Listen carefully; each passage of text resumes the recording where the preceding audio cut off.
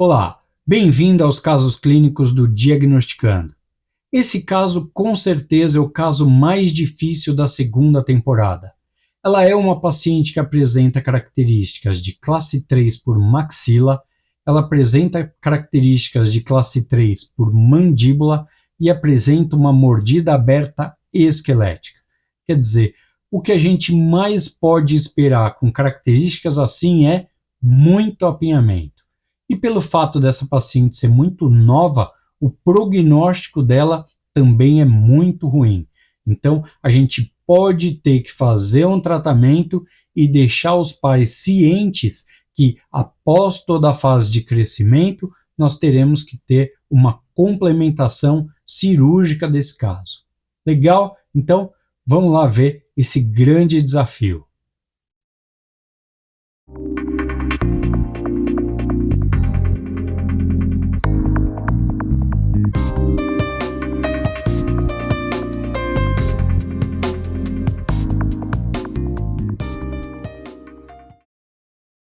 Aviso importante. É estritamente proibida a cópia parcial ou total de qualquer informação relacionada aos casos clínicos discutidos neste canal, bem como a divulgação de dados pessoais de pacientes de acordo com a LGPD. O sigilo e a confidencialidade dos pacientes são prioridades absolutas do Diagnosticando e do professor Odilon Souza. Como profissionais de saúde, é nossa responsabilidade proteger suas informações e garantir o respeito à privacidade. Lembre-se de que as discussões neste canal são apenas para fins educacionais e colaborativos. Qualquer reprodução, divulgação não autorizada ou uso indevido das informações compartilhadas pode acarretar em consequências legais. Contamos com sua ética profissional e compromisso em manter a confidencialidade dos casos clínicos e a privacidade dos pacientes. Vamos trabalhar juntos para promover um ambiente seguro, respeitoso e focado no aprendizado mútuo. Agradecemos sua compreensão e colaboração nesse importante assunto.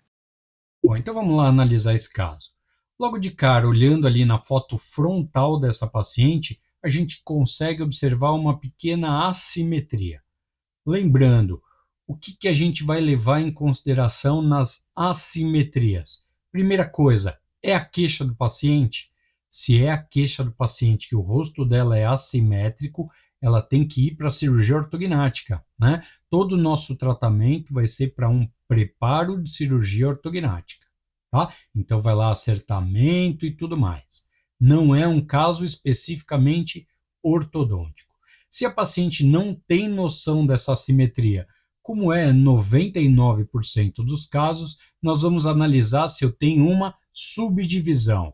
Então, essa paciente é classe 2 de um lado e classe 1 do outro, ou ela é classe 1 de um lado e classe 3 do outro.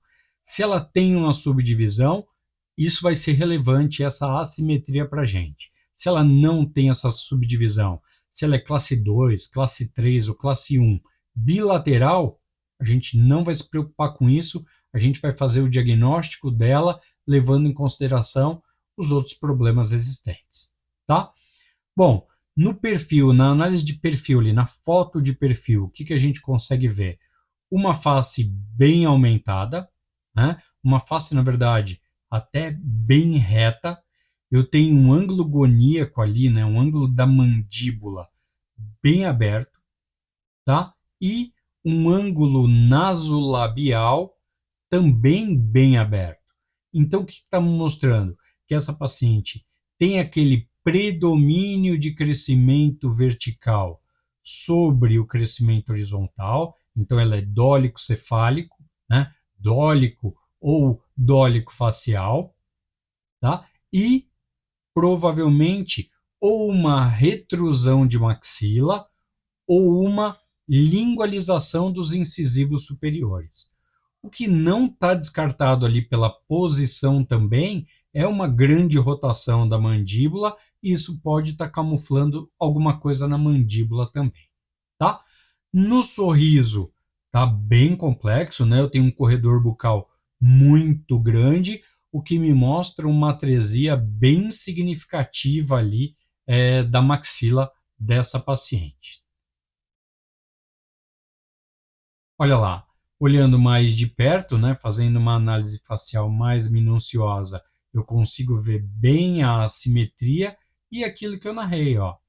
Eu tenho um incisivo provavelmente lingualizado ou uma atresia de maxila. Não acredito muito numa atresia de maxila isolada, porque quem abre o ângulo nasolabial é a lingualização dos incisivos. Então, a gente já falou em casos posteriores que quando o meu incisivo central está lingualizado, eu perco apoio de lábio. tá? E aí o ângulo nasolabial acaba abrindo, tá bom? Então, ó, é ele que está faltando apoio. Quando eu tenho uma atresia de maxila isolada, normalmente o organismo compensa isso e ele acaba jogando o incisivo para vestibular. E aí eu tenho esse ângulo nasolabial fechado, tá bom? Então, ó, quando o incisivo está para trás, o ângulo nasolabial vai estar aberto. Quando o incisivo está para frente, né, está vestibularizado, eu tenho um ângulo nasolabial fechado. Legal?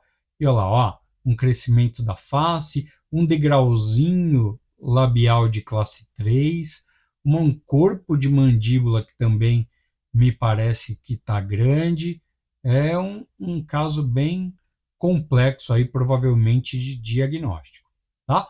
Os terços faciais na análise frontal, eles parecem estar equilibrados, tá? Então, ó, os terços parecem estar equilibrados. Na análise frontal, ela parece ser uma meso, né? Um pouquinho mais dólico, mas eu não tenho um terço aumentado, pelo menos na análise frontal. Aqui na análise de perfil, né, do padrão facial da paciente, a gente chegou a fazer uma pequena correção na foto, deixando a cabeça dela um pouquinho mais ereta, né, um pouquinho mais reta. Então vocês podem ver que a vertical verdadeira ficou um pouquinho inclinada aqui, tá?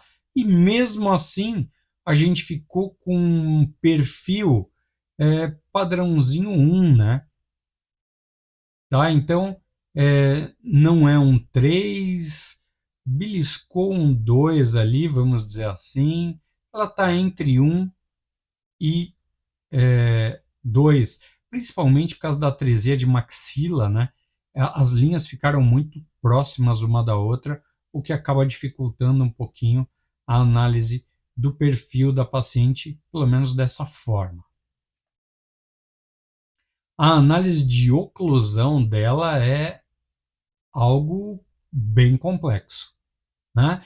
O que eu consigo perceber é uma classe 1 aqui do lado esquerdo molar, tá?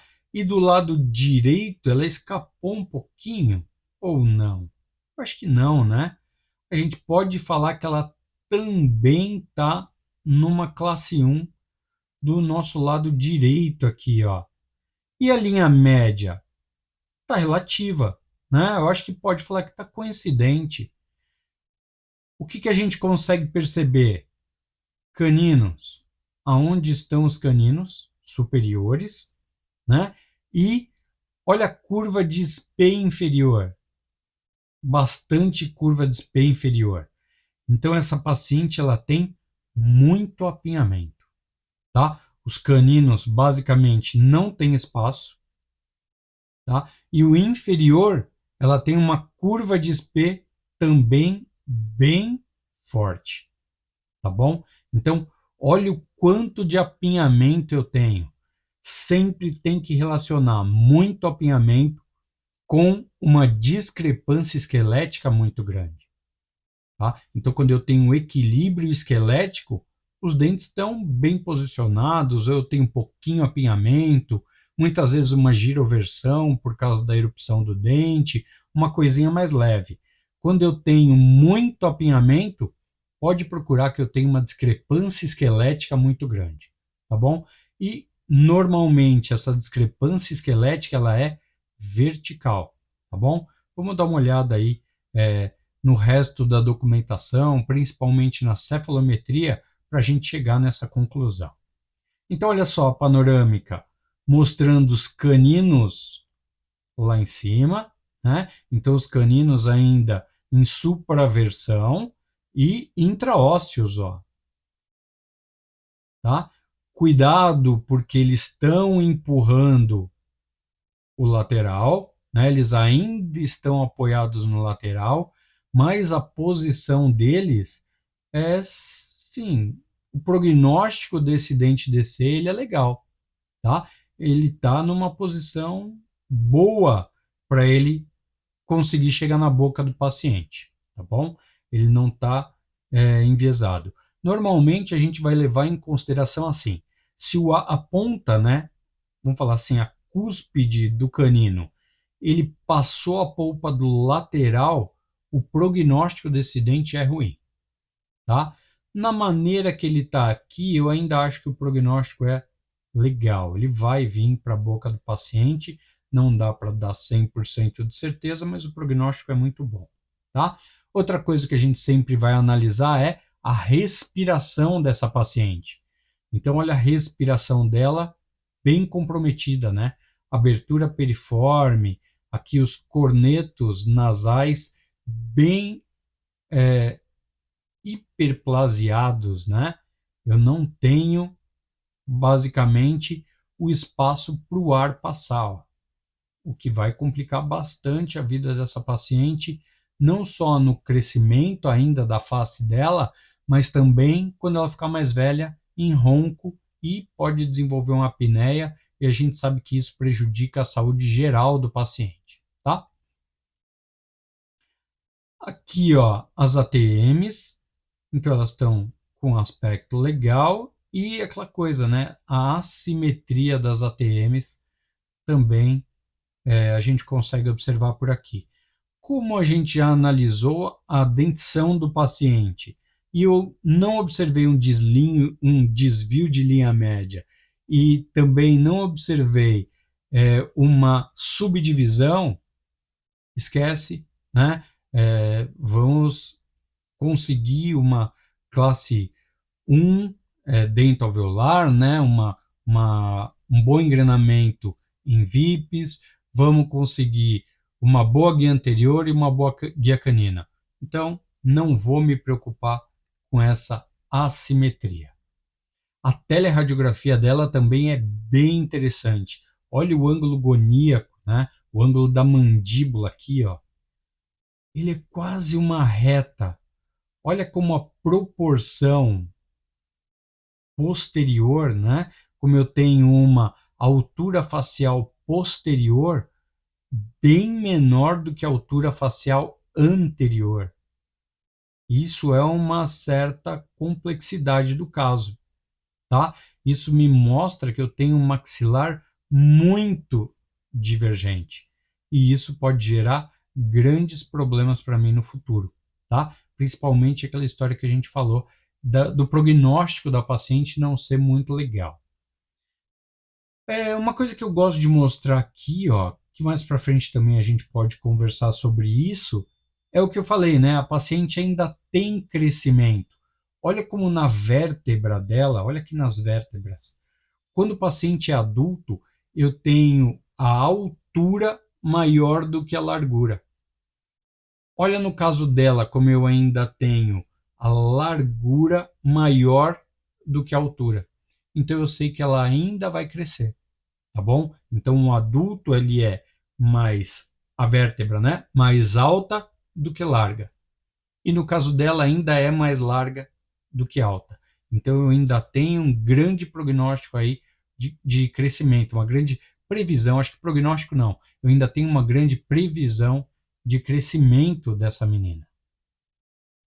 E, como eu sempre gosto de ver, a assimetria dela, né, também aqui presente na teleradiografia. Então a gente viu em face, a gente viu na panorâmica e na teleradiografia também está presente. Então, ó, uma órbita bem definida, aqui as olivas, né, do cefalograma, né, do posicionador de cabeça, tá certinho, tá? Do cefalostato, não cefalograma, do cefalostato, que posiciona a cabeça, tá certinha, e ainda tenho uma certa assimetria. Então, vamos dar uma olhadinha aí na análise cefalométrica USP, para a gente ver o que está acontecendo aí cefalometricamente, o que a gente tem de dados para embasar o nosso diagnóstico. Então, a gente sempre vai começar pelo crescimento sagital. Crescimento sagital é anteroposterior. Então, olha lá, ó, FNP. Então, a mandíbula está para frente, ó, em relação ao plano de Frankfurt. Ó. O NAP valor negativo. Então eu tenho uma face côncava. Então a face dela é para dentro, olha só. Uma face côncava. SNA 79. O SNB também 79. Então, ó, eu tenho uma atresia de maxila, eu tenho uma atresia de mandíbula e o que é para mim é mais grave, o ANB dela é de zero. O que significa um ANB de zero? Vamos falar assim, ela tem uma mordida de topo a topo, ou a maxila e a mandíbula elas estão mal relacionadas a ponto da mandíbula estar para frente da maxila, né? Ou então assim, como está do mesmo tamanho, eu não vou conseguir um overjet o suficiente para ter uma oclusão boa, uma guia anterior boa, tá? Então, ó, esqueleticamente está complexo aqui. E o SND 77, pouquinha diferença, né? 76 para 77, o D também é um ponto que vai me mostrar o posicionamento da mandíbula.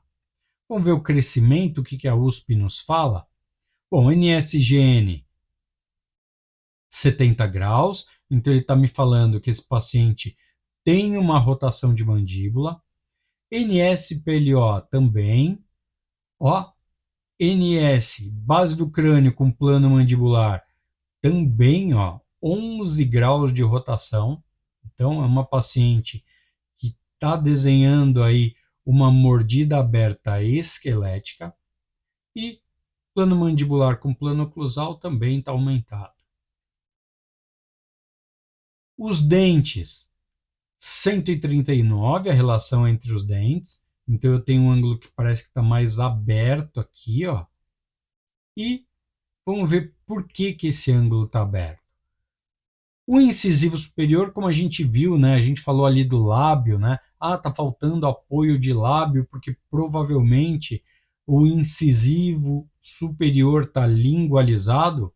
Realmente, ó, 96 graus. Um ponto NA também confirmou, ó, 17 graus. Então essas duas medidas falando para mim que o incisivo superior está lingualizado e um traço NA está falando que ele está retruído também. Então, além de lingualizado, ele está retroposicionado. A gente já comentou isso num outro caso.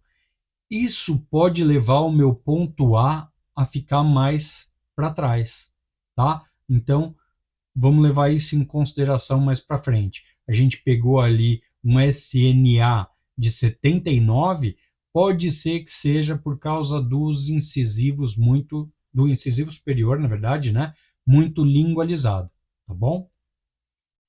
Um ponto NB um pouquinho para trás, então está me mostrando que o incisivo inferior está lingualizado. Um traço NB, ele está retruído também. Um traço NP também, um pouquinho para frente, na verdade. Um órbita lingualizado, incisivo superior lingualizado, tá? E um traço linha 1 milímetro, praticamente no padrão, tá bom? Então, ó, eu tenho incisivo superior e incisivo inferior lingualizados, tá bom? A gente viu, né? A maxila e a mandíbula, elas estão um pouquinho retrusas, diferença pouca, mas elas estão. Tecido mole, bastante discrepância, né? A gente viu ali a face dela não tá legal, principalmente o lábio superior, então acaba dando uma diferença, tá? E no H-nariz até que tá legal, ó. Não tenho grande discrepância. Mento ósseo até que tá bom, tá? Eu ainda posso fazer alguma coisa em mento ósseo. Até uma pequena retração, se for necessário, coisinha pouca, né? 2 milímetros, nada muito relevante. Mas eu já tenho essa confiança que qualquer coisa eu posso dispor de um pouquinho de movimento dentro da sínfise. Opa, passei aqui, ó. Triângulo de Tweed, falando que o FMA da paciente está aumentado, então ela já tem uma tendênciazinha vertical, e o FMA também está aumentado, ó. O que vai me falar que esse incisivo está lingualizado. Olha o ímpar. Ímpar está bem diminuído, hein? 82 para 87. A gente vai conferir isso na nossa cefalometria. Aqui ela está me falando que ela tem uma mandíbula que cresceu bastante. Se a gente for analisar ali na análise de perfil, né, análise principalmente da teleradiografia, a gente vê que ela tem uma mandíbula com um corpo bem volumoso, né? Então pode estar acontecendo alguma coisa aqui. Então vamos lá para a nossa cefalometria simplificada, onde a gente vai ver o ângulo goníaco inferior, o ímpar e o 1.ns. Aqui, né, realizando traçado, eu tenho o 1.ns com 95 graus, então está me mostrando uma lingualização dos incisivos superiores. Eu tenho um ímpar de 79 graus, então está me mostrando que a mandíbula dessa paciente cresceu bastante também, tá? E um ângulo goníaco inferior de 81 graus. Caramba, ela está totalmente alterada, né? Nós temos alteração de incisivo superior, me mostrando até certo ponto que eu tenho uma retrusão de maxila.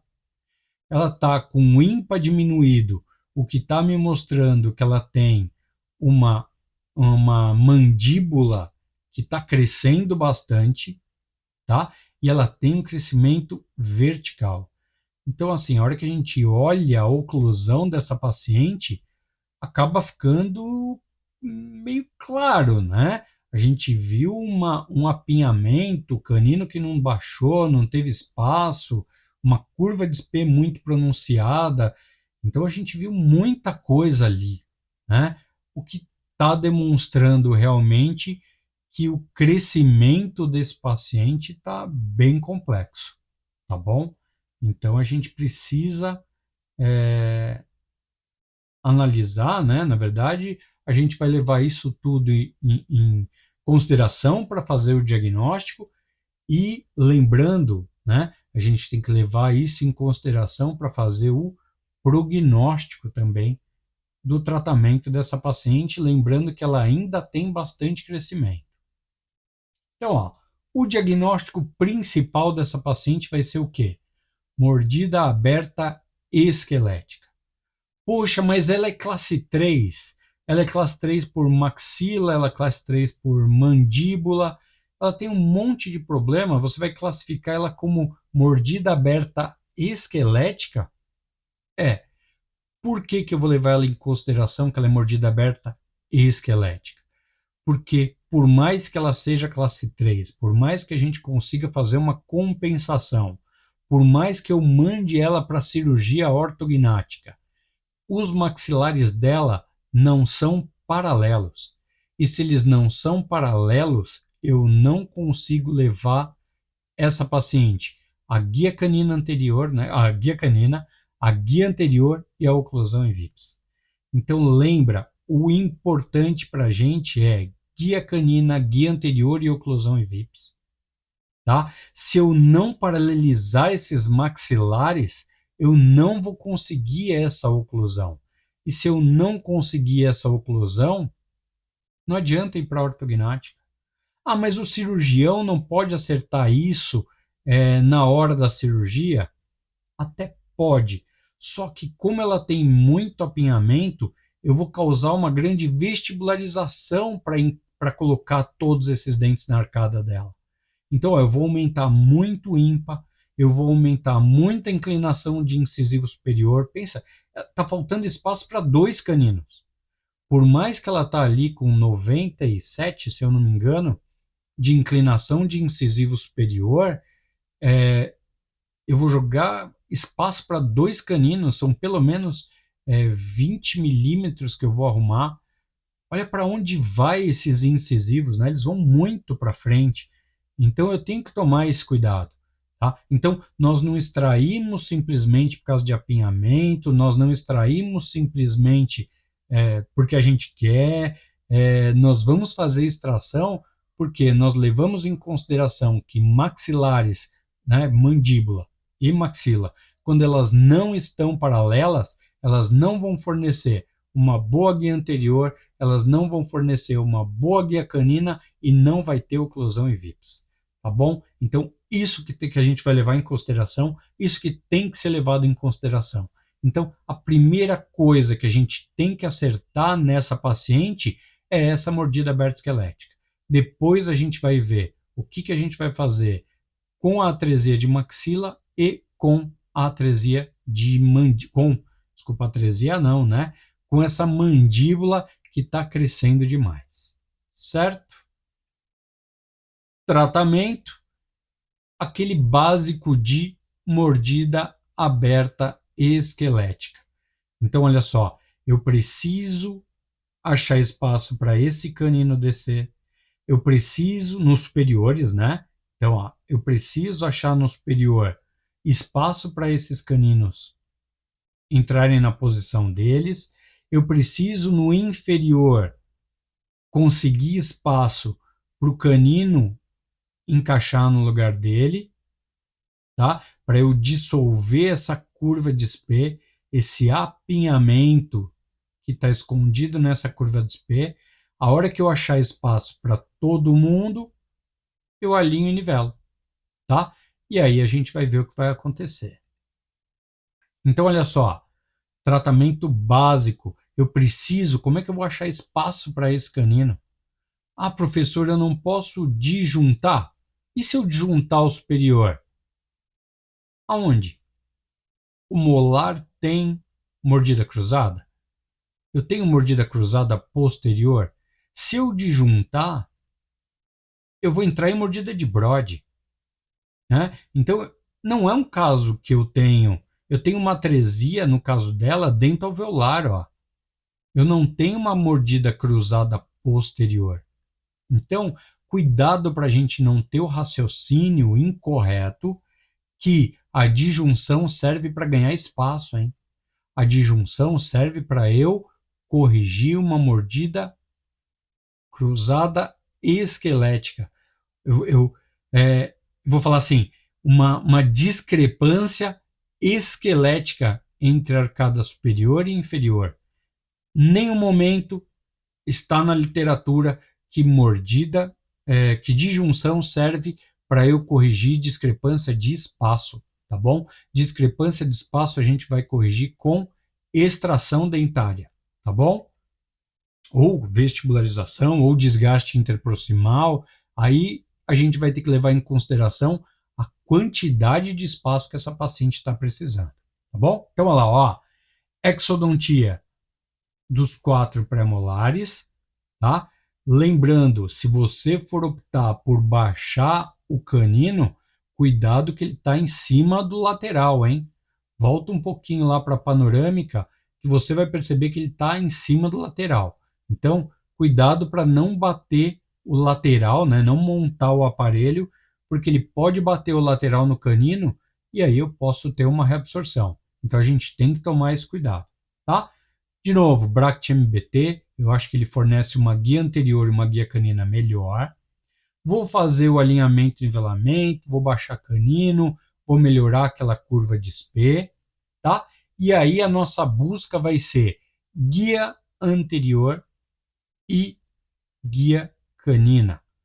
Vou causar a vestibularização dos incisivos inferiores, vou causar a vestibularização dos incisivos superiores, não tem problema nenhum.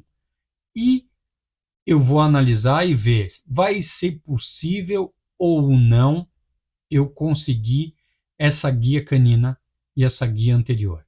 Se pela mecânica eu conseguir essa guia canina e essa guia anterior, maravilha, eu acabo fechando os espaços, né, posteriores por mesialização dos dentes posteriores. Então, ó, Me confundi um pouco aqui, ó. Vamos lá, volta. Eu vou. Achei guia canina, achei guia anterior, mesializo os dentes posteriores para fechar o espaço remanescente, tá? O que eu vou precisar fazer para conseguir essa guia anterior e essa guia canina? Extrusão, vestibularização, tudo isso a gente vai conseguir com as extrações. Não consegui a guia canina anterior, não consegui, de novo, na guia canina anterior, eu não consegui a guia canina, não consegui guia anterior, não tem problema nenhum.